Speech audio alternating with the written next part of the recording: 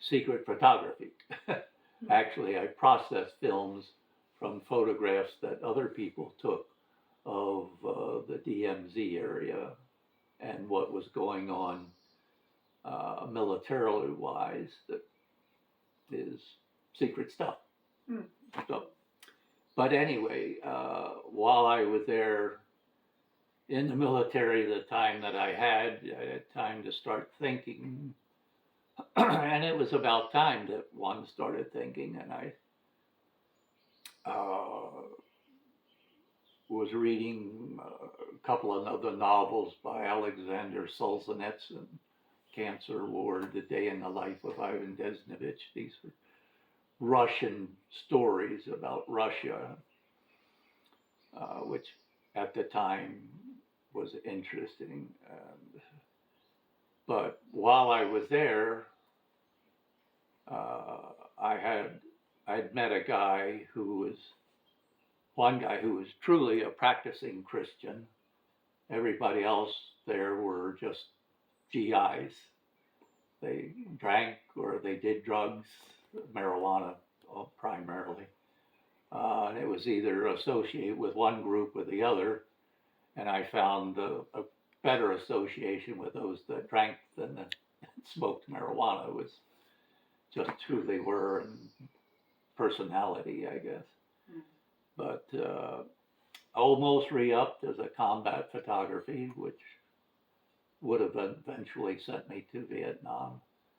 But for whatever reason, probably some might call it common sense, some might call it not risking my hide, I decided not to re-up. So I got out after 3 years of service.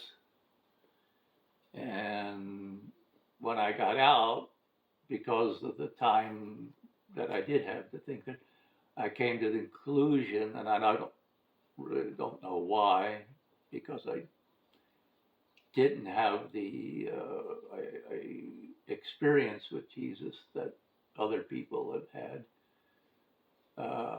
I came to the conclusion I didn't know why I needed to be a Christian. I didn't know that Jesus was who he said he was, or why, he wasn't any different than some other enlightened person, Gandhi or Buddha or somebody else, even though my past has only been with the church. But I had no personal connection to it anymore. And I had read a few other things. I did go to a Christian Science church a couple of times because it struck me as interesting. And looked around a little bit. My brother, again, was a staunch Christian, church going with his family and whatnot. So, but we didn't interact a whole lot. At any rate, after that, I started going to an art school in Baltimore that taught the style of art that I wanted to learn, a Flemish medium, who was the teachers there, husband and wife, had opened their own art school. Hans Schuller was a sculptor famous in Baltimore. Ann Schuller was well known for her portraitures and paintings that she was commissioned. She ran the school out of her studio home, filled with sculpture, filled with artwork, and so forth. Me, I went there with the idea of still learning to be a hedonist artist. And while there, fulfilling both as a student, reading literature that was not good for me, small amounts of pornography, but quality pornography, and some junky stuff too, but that all affects the mind and the thinking, Well, about my third year there, a couple of other students started coming, and one was a Christian, a girl, attractive girl, of course. And she was a staunch Christian from out the country of Mount Airy area of Baltimore or Maryland. And she had a boyfriend who was out in California here going to the church, Bill Sweat. You guys remember him. But in talking with her about Christians, because I still had an interest in, why is Jesus special about him? What would be, So I started talking with her and visiting where she was living, going to a group, charismatic group, that was in Towson, Maryland, which is northern Baltimore.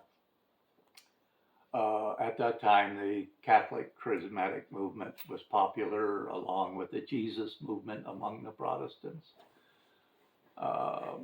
Her boyfriend came back to Maryland and started going to the same school.